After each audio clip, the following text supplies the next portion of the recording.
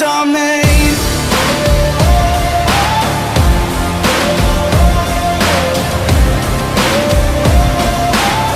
This is how legends. Hey, Alabama Bass Nation, it's Chris. Hey, I have a very special guest today from Huntsville, Alabama, MLF pro Ryan Salzman. Ryan, welcome to the interview. Hey guys, thanks for having me. Pleasure to be here. So, Ryan, I asked you here for two reasons. And first, I want to congratulate you on your fifth stage win at Watts Bar. You got that beautiful championship trophy right in the back of you. Won $100,000, and congratulations. Man, thank you. That's definitely a great dream come true for me. Yeah, it's just awesome. I understand. And we're going to talk more about, Watts Bar and, really what it meant to you. But I really want to talk to you about, young anglers fishing today. The Alabama Bass Station, we're getting ready for the Bassmaster Combine, where college coaches are going to be coming from everywhere to interview kids and to, place them on their college team. And one of the things that I thought you might be able to handle is that you came up through the grassroots way. And and I know personally there's not, every angler is going to go to college. They're going to go through the grassroots way. And I thought you are a great role model to kind of explain that to those anglers. But, I want to first talk about just some of your accomplishments, man. You've had some great accomplishments. You were a co-founder of UNA. And so I'm sure that's back when college fishing was just really beginning. You're the owner of True Bass Swimbaits. You're a guide on the Alabama Tennessee chain, Alabama Bass Guide, and we'll highlight that at the end. 4 Phoenix wins, BFL wins, top 10 in Forrest Wood Cup. Like I said, you're stage 5 winner at Watts Bar, 18 top 10s, 27 top 20s, total earnings over $350,000. And the one I like, because I'm retired military myself, until 2019, when you decided to pursue your passion as a professional angler, you were in the U.S. Army as a captain. So, Ryan, I just want you to tell anglers about your story, about your grassroots story, how you transitioned from probably UNA all the way to being a guide through, the Forrest Wood, all the BFLs, all the coaches I know you fished, all the opens. So tell us all about it.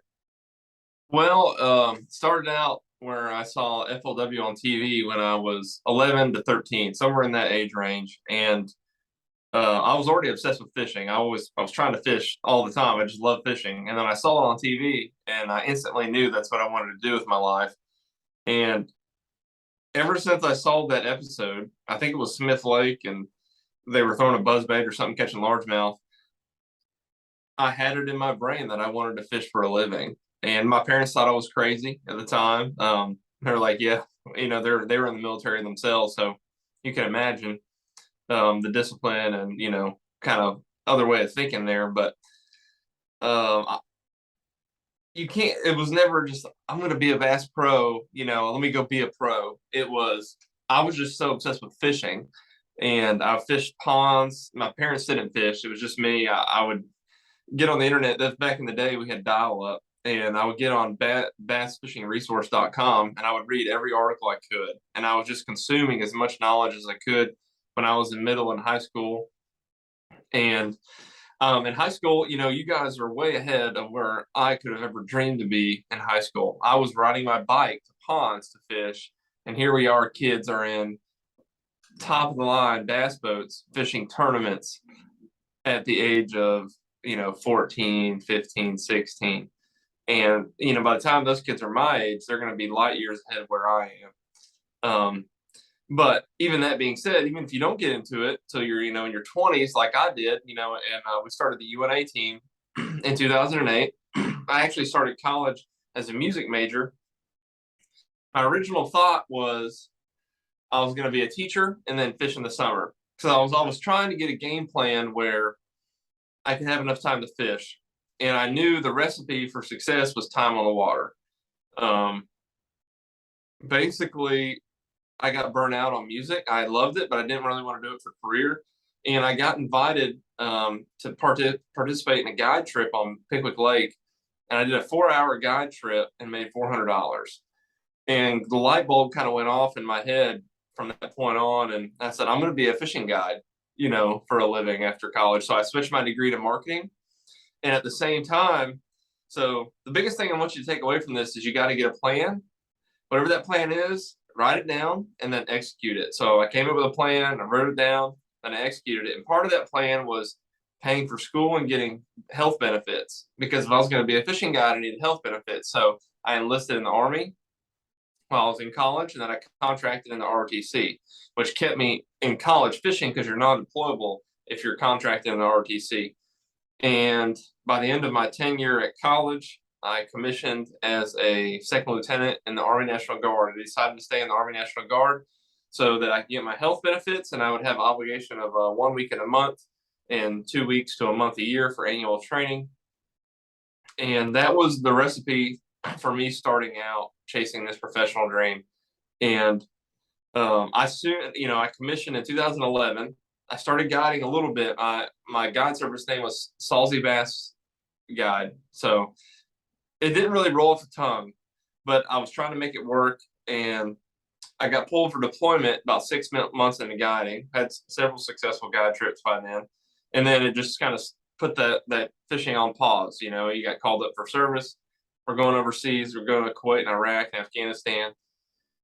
So, but it never leaves your brain. So we got over there, we got settled in, and I had, the downtime, you got to preoccupy yourself. So I learned a ton about search engine optimization. It's called SEO. And SEO, if you're any business owner, you got to learn SEO. SEO is how you get found on the internet, in Google and everything. So basically, as a fishing guide, Salzy's guide service wasn't getting found by just people searching for Guntersville Fishing Guide. So it has to be organic. And what I came to, this is before the Alabama Bass Trail got started, or right about the same time. I don't know which came first, the chicken or the egg here, but I came up with Alabama Bass Guide. Mm-hmm. And so now when people type in Alabama Bass Fishing Guide or Guntersville Fishing Guide, Alabama, I pop up on Google, and I was able to get found. So I developed my website while I was overseas on my deployment, came up with an intricate, because I had so much time when I wasn't, working in the evenings. I just wrote a lot of code, and I did a lot of meta description in my website so that my website would get found. And after all of that, I came home and right at the end of 2013, going into 2014, launched my website, and instantly was booked full time because of the work I put into my website and getting found. And I obviously wasn't a very experienced guide. I was a fisherman, I know how to find fish. And that's what I really learned, is to be a good guide, you just have to be a good fisherman and a good teacher. Every day on the water, as a guide, it preps me to be a great tournament angler, because it's not about having spots. It's not about, just knowing the lake. It's about being able to show up to the lake, read the conditions, and find the fish that day and figure out, what they're biting on. And that was kind of back in the heyday of Guntersville. So it was phenomenal. I mean, I had better guide trips back then in 2014 to 2016 than I could ever do now, just because the lake was healthier. And a bad day was 23 pounds. It was just insane. So hit the ground running, all kinds of 5-pounders for all my clients. So it just kept me being booked. I stayed constantly booked for years and years. Started fishing BFLs when I came back from deployment. The first BFL I finished third in with only 4 fish. I was actually an understudy to Alabama rig Andy Poss, the inventor. So while I was in college, I worked for Andy as a wire bender. This was kind of in my leeway. And like right when I graduated, I started guiding right before I went to my training. I was working for Andy Poss because that's right when the Alabama rig started. And that kind of started my prowess with Swimbaits. And Andy taught me how to throw the Alabama rig, which to me, he just taught me how to throw Swimbaits, because the Alabama rig is the same as throwing a single. You just got 5 Swimbaits. So I was really good with the Alabama rig. I would have loved to see my career if I could have stayed that year, because I think I could have kicked a lot of butt with it, because it was before everyone was throwing it. Right. Almost every tournament was being won with it. It was before it was banned. But as fate would have it, that wasn't the case. So, but that third place finish was with an Alabama rig, and just kind of hit the ground running. Had a good start, and then hit a lot of bumps in the road. I look at my BFL career, and I look at my Costa career, and I look at my pro circuit, and there's a definite pattern that you'll see in your fishing career. Early on, you might see some quick success because you're keeping it simple. You're doing what you know. But then you're going to go to some lakes that you don't know, and then that's where the learning curves are going to come in, and you're going to struggle. But that's what you need to learn. So had some ups and downs, and then by the third year of fishing BFLs, I won my first BFL. Still the biggest bag I've ever caught was 32 pounds, 15 ounces. Caught them on my swim bait the same year I launched True Bass Swimbaits. And yeah, just kind of hit the ground running from there. I think I won a BFL each year after that. And my whole goal with this was everyone wants to be a pro so fast. And in my mind, I didn't have a lot of money. I mean, like this show's about grassroots. Did not have a lot of money. I didn't want to go fish Toyotas, now Toyotas, back then Costas, before it wasn't as much of a gamble that I knew I could bet on myself to go catch them. So I waited till 2018. So let's think about this. Started guiding full-time, BFLs 2014, fished my first Costa 2018. So 40 years. I fished BFLs for 40 years and guided for 4 years straight before I felt like I was ready to go compete and then make it. So I didn't want to show up and then just claw for 3 years in the Costas. I wanted to show up and qualify. So that was how I did it. In my first year, I qualified for the FLW Tour, now Major League Fishing Pro Circuit. And, went to the championship, was on Guntersville. I was already qualified for the pro circuit, and I qualified for the Forrest Wood Cup because I was the highest finisher in my central division. I think I finished 11th in that championship, and then went on to the FLW Tour that year. I think I finished 28th in points and then double qualified for the cup. And that ended up being the last cup there ever was. So fast forward second year, right? Had some early success. Then went to some lakes I didn't know. Had a terrible second year. And it was almost broke me, because when you start out fishing professionally, guys, you will not have sponsorships. As much as, you might be the lucky family, that dad has a lot of money, this and that, you might meet someone, but you're going to be less than the 1% that happens to. So to fish the FLW Tour the first year, I sold half of True Bass to pay my entry fees. Made that money back. That paid my entry fees for year two. Now, year two, I bombed all my money.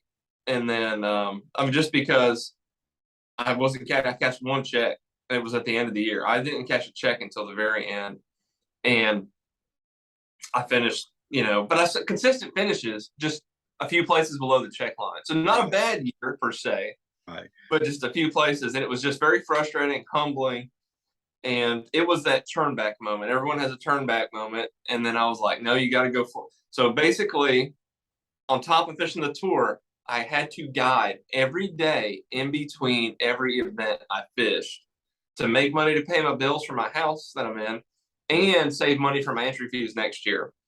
So all that being said, going into year three, I picked up a sponsor or two that really helped, that just saw potential in me, which was great. And they're still with me today, and I love them for it. Third year, phenomenal year. I put all my faith in God. I said, Lord, if it's going to be, it's going to be. This is where we're giving it the shot. Finished third in the Angler of the Year. Had some great top 10. Started off the year at the bang at Okeechobee. Finished 8th place. And yeah, the rest is kind of history. Now, it slingshotted us into the Bass Pro Tour, and, we had our first major win there. That's awesome. So let me ask you, when, what was the critical decision that made you, turn pro? Was it, Forrest Wood Cup that you said, hey, I'm going to be all in on this, or what? The decision to turn pro was always, once I qualified, the decision was automatic. So you said, but I wanted to prepare enough. Like I said, I wasn't going to fish the Costas until I knew I was ready to compete. Mm-hmm. I wasn't, because the moment I fished the Costas, I felt like I was good enough to compete at that level. It's just you're good enough to compete, but you're still going to have to learn, and up your game. And that's just what we do. And I'm still learning. I mean, I won Watts Bar, go to Cayuga, same thing. Like, if you look at my stats this year, it's this. It's because I know what I'm doing, but I'm competing against the best of the best of the best now. Absolutely on that. Who also have all the experience at these lakes. So, if you took those guys out of it and put my results in the field of the other guys, the finishes would have been vastly skewed. So it's just the level of competition I'm at now, it's just making me push higher and higher, right? So I'm still learning. It's still ever changing, but eventually it catches up with you. Eventually you got to rise with them. You mentioned that, one of the challenges or obstacles was, fishing lakes that you haven't fished. What other obstacles, challenges have you faced that you would like to share with those high school anglers? It's just money. It's Money. just money. So you need to save everything you can. Mm-hmm. And if you can't, you have to have a job to work in between doing this. And a lot of 9-to-5 jobs won't cut it. So you just have to find, and there's so many paths. Like, I made my own path. The National Guard was huge for me. I couldn't have done it without them. I had some great commanders that were very supportive. I had some commanders that weren't supportive. That was the obstacle. I had some commanders that I had to get permission to leave to fish a tournament that didn't see that as a viable career. So they would say no. Right. They knew best for me, right?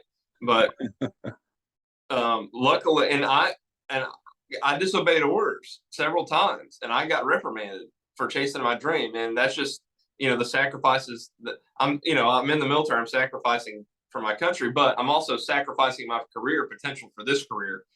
But it all worked out, and ended up getting promoted to captain, right on course, and then got out in 2019, resigned my commission once I qualified for pro, because there's a certain threshold to where you got time that you can't participate.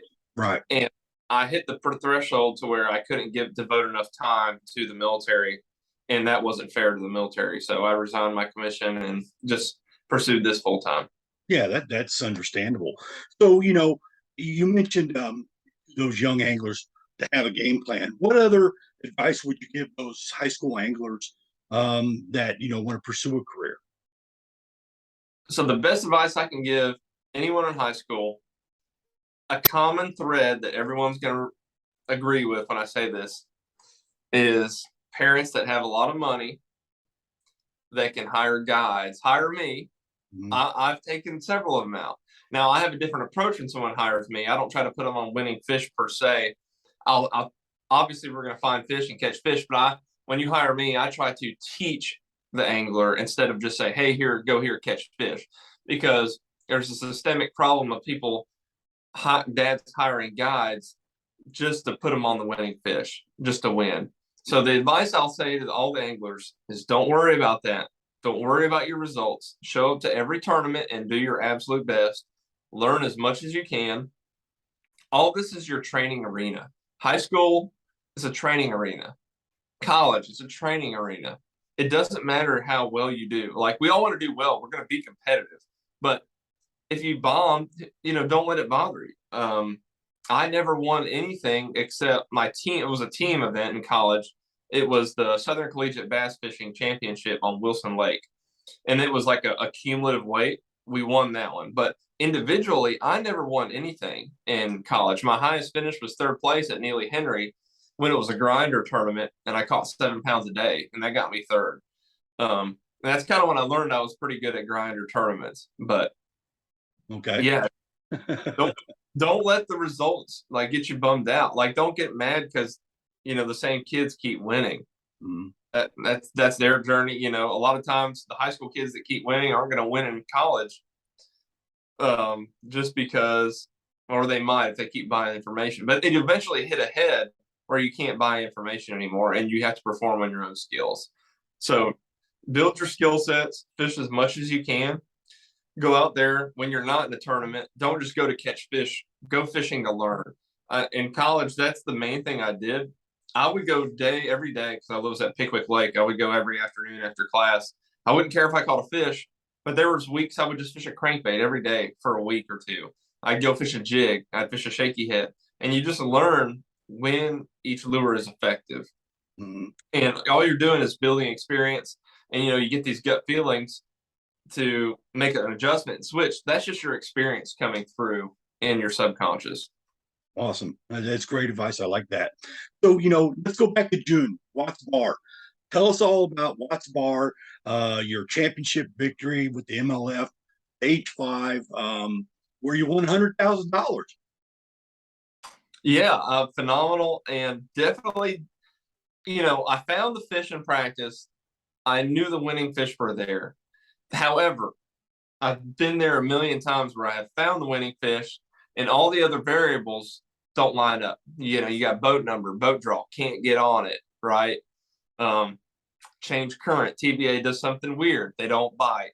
Weather, they don't bite. You can find the winning fish and them not bite. So I knew that going into this. However, this is a different format. I just knew there were a ton of fish there. And once again, going back to my third place Neely finish, this was a grinder tournament. It wasn't a Cayuga catching 100 pounds. 30 pounds was good. 25 pounds was good in a day of just total weight and bass. Pound and a half minimum. And it just came down to all my years of guiding at dams and just knowing that in a grinder tournament, if I can just stay around these fish and make good decisions throughout the day and just pick off 2 to 4 fish a period there, I would stay very competitive.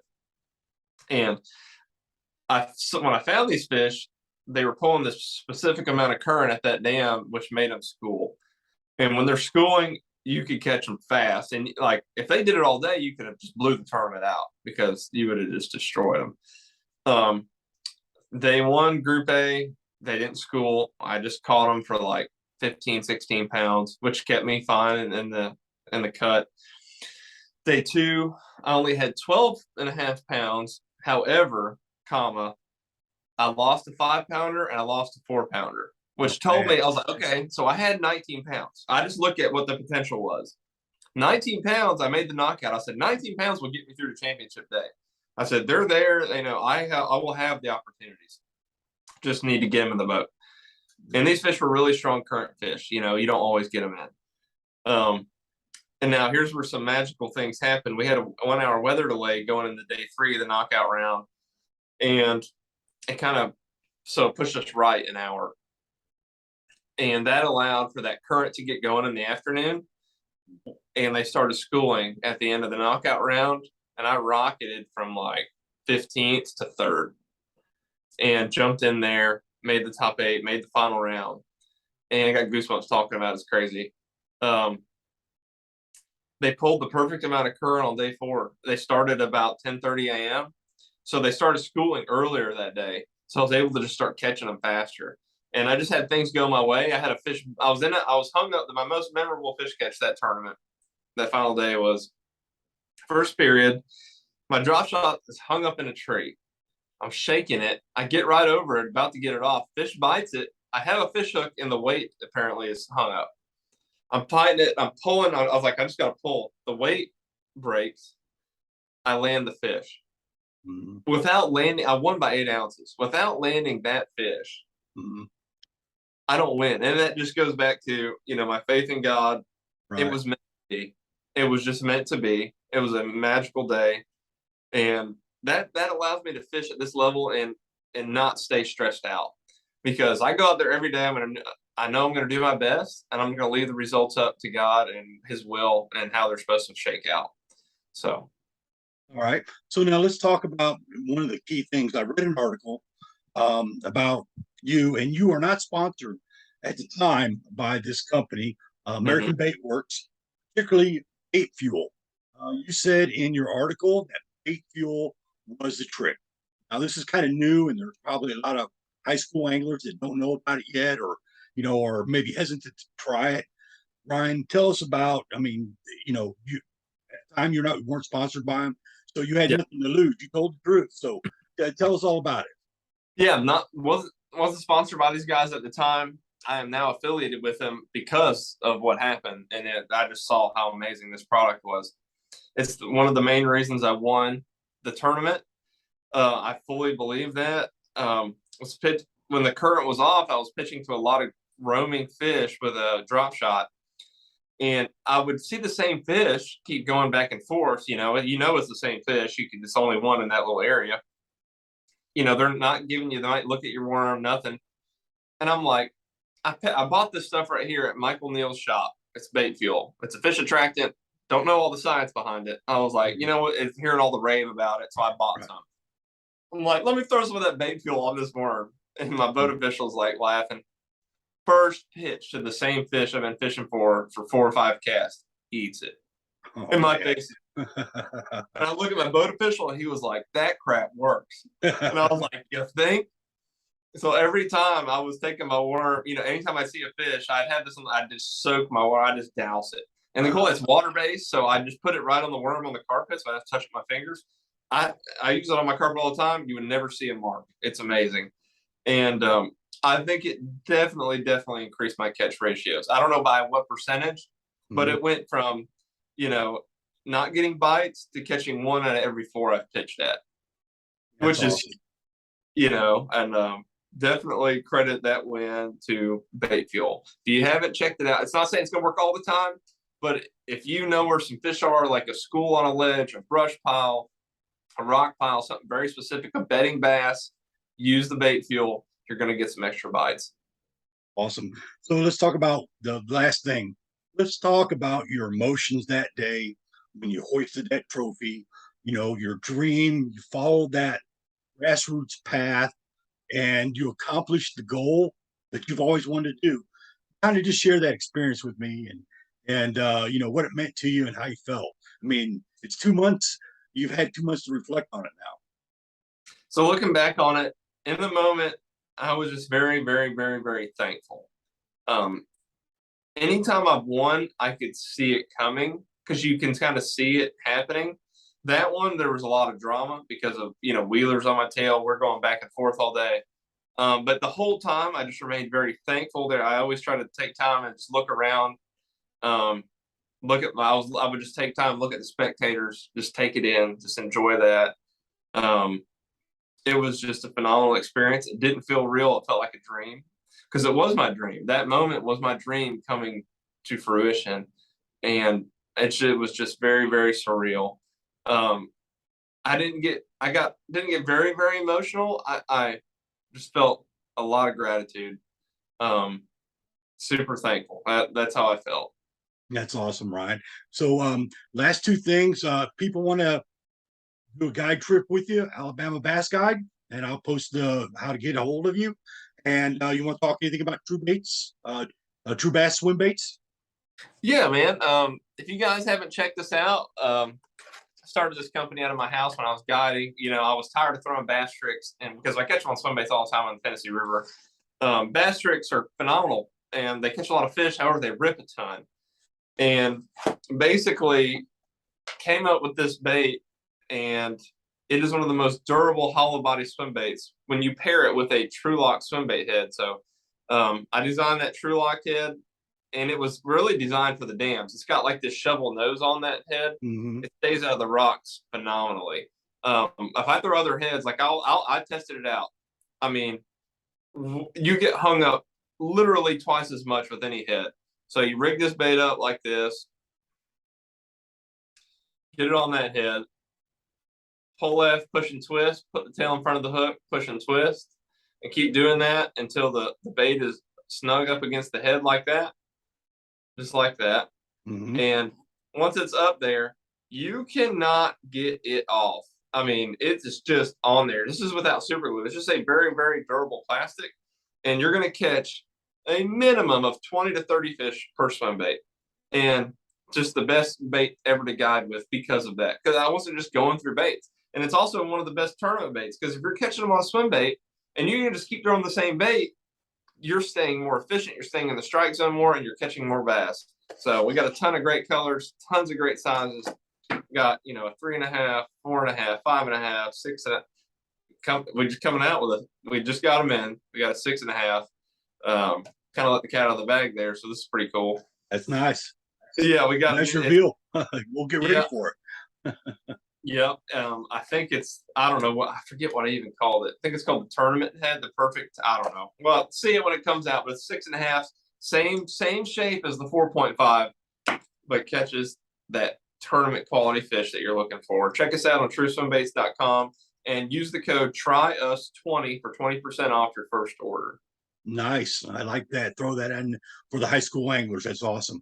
Yeah. So, Brian, hey, I want to thank you for your time. Congratulations on that tournament win. And I wish you many more successful tournaments and hoisting some more trophies up there, man. Thank you so much. Definitely try some bait fuel, guys. You will not regret it. Absolutely. Thank you.